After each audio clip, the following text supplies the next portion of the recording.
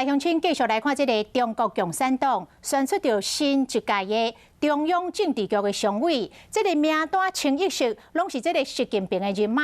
其中上届受到注目的，都是因军委会副主委何卫东。8月初，中国包围台湾的军事演习，都是这个人换盘指挥的。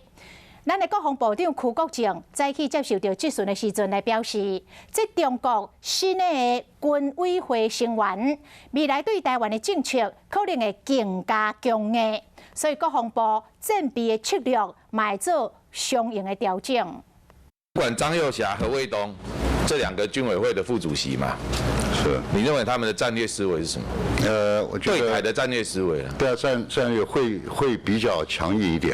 中共20大闭幕上线的中央委员会名单嘛，伫昨公布，其中上个引起人注意的就是新任的军事委员会副主委何卫东，伊要做强军东区的战区司令。8月初为台军演，就是伊指挥的，其他军委会成员是由陆军、海军甲火箭军组成，而且有少年化的出身。就是每一个人的背景，都不管是对航天科技这都有很深的一个底子，尤其一般的成员。都是经过基层加历练上来的，而且又可以年龄层又低的话，可以用很久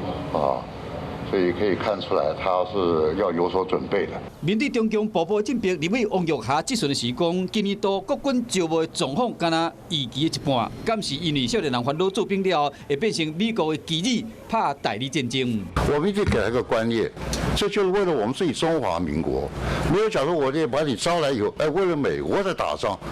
中共中央委员会名单改组，新任的官员，甲因为比较起来，对台湾的事务更加了解。国军是持续加强战备，面对一切可能发生的状况。观众朋友，有一件事情不知道你们做了吗？那就是赶快来订阅我们的 CH52华视的频道，而且记得哦，一定要帮我们分享、按赞，还要开启小铃铛。